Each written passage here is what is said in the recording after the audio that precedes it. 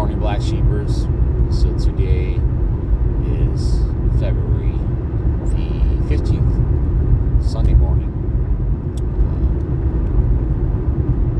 I feel like I've been called to pursue peace to this degree and reconciliation with the people of Oak Ridge Community Church, since they have not been willing to speak to me. It was my desire to go to them in person, face to face, that there may be a conversation, that there may be peace and reconciliation that is truly sought after. Much can be said on email, much can be said on text, much can be said on YouTube, but sometimes we have to go further than that. Well, actually, many times we have to go further than that if we are serious about our relationships. Just to be able to speak is one thing, but to be able to do is a whole nother thing. And in this life, I've come to see and observe that most people will say things, and it may seem like they mean it, but they will not take the necessary step forward to do what they say. So there's a difference between sayers and doers. And truly, if we are going to preach anything, it is binding upon us, as God is our witness, that we ought to seek to both preach and to do. And if we do preach and we do not do, then we are hypocrites. And the reality is every one of us is a hypocrite to one degree or another. That there is no one who perfectly does what they preach, does what they teach, does what they say. And therefore, in everything that we do, we must, with a good conscience, do it. And how do we do that? That necessarily includes praying and assessing our own souls to see where we're at. Is there bitterness? Is there anger? Is there sin that is unconfessed? How can we go to others and point out their sin if we have not sought to find sin in ourselves and we have not repented of those sins? And therefore, I go today with a heavy heart, really not knowing what's going to happen, but praying that the Lord will bless it. And I hope I'm not being foolish, naive, dangerous to myself, but I hope that God will bless this, because He knows my heart. And as I've spoken about this in weeks or months past, the time has come, and I feel compelled, moved to take this extra step for many, many reasons that I've highlighted in weeks and months past. So this is where I find myself, and I'm going to have a GoPro recording. I'm going to have, hopefully, a cell phone recording to one extent or another, with whatever interactions may come. Full disclosure, I have on a number of occasions let these men know that I will be visiting them, and they have not responded.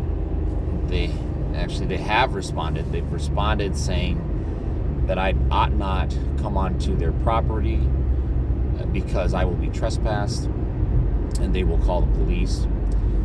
And therefore my response to them was that I would wait for them at the sidewalk where there is public access. So that's where I'm at. That's what I plan on doing. And I do hope that the Lord will bless it. I do not seek anything but peace and reconciliation. But sometimes that has to come with great effort. Sometimes that has to come at some type of cost. There has to be awareness for some people to really be truly self-examining themselves. I think when you get away with sin and no one calls you out, I think most people were going to feel freer to sin and to pursue sin. But when your sin is held accounted for, when it's held accountable, I think there's a certain pressure that the Lord uses to humble the soul, to really awaken you, jolt you to the reality of everything that is being done. So that's where I'm at. That's what's going on today. I've created a sign. It says, "Let's reconcile." Nothing that is really angry or bitter or over the top or anything. It's rather peaceful. And so today is putting into practice part of our rights as American citizens to protest. It is something that is biblical.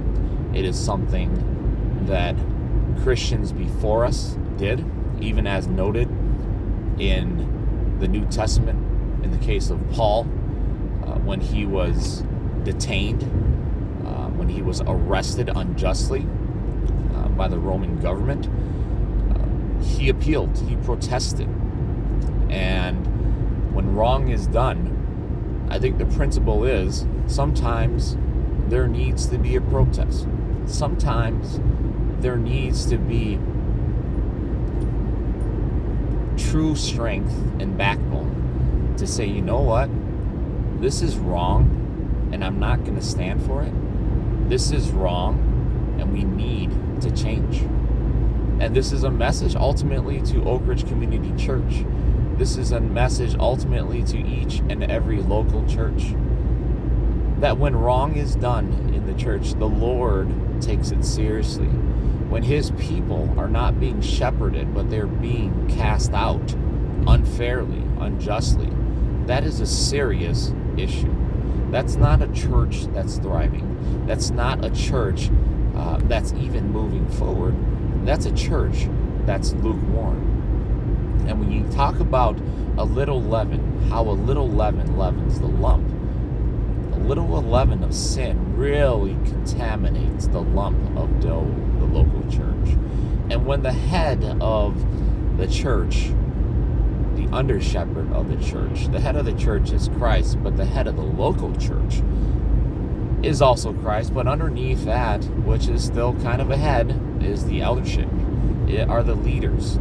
And when your eldership is in sin and preaching from the pulpit, influencing the lives of people, both positively and negatively, each and every day, the poisonous well that is filled with hatred and sin, wickedness, will not do good for the congregation, but ultimately it will be the downfall of the church.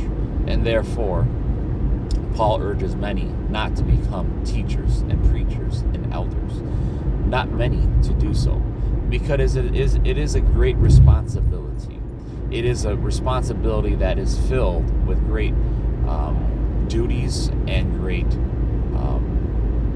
ditches on both sides. There are many temptations and entrapments that come with power, with leadership, with a big role within the Christian church. And the Lord knew that, but the Lord warned them, because to he who much is given, he will be required much. To the pastor that is leading well, he will be doubly rewarded. But what does that mean? Conversely, to those who do not lead well, well, the judgment, I think, is clear. It's going to be greater. So that is where my heart is at. I didn't know if today was going to be the day or not. I still don't know. I might just drive around and circle the church and not really be willing to step out. That's honestly how I feel. So there is hesitancy within me to stand up and to be strong. Even though I have this YouTube channel, in many ways I've stood up stronger than most people. But this is to another degree higher. It's different. This is putting yourself really at the mercy of what people can and will and want to do. So they can either really respond well and make peace. They can come out and speak peaceably with us, with me, or they can be really angry and they can yell at me and call police, call law enforcement, or they can just ignore me. So we'll see. I'll keep you guys updated. Thank you guys for listening. Love you. Bye-bye.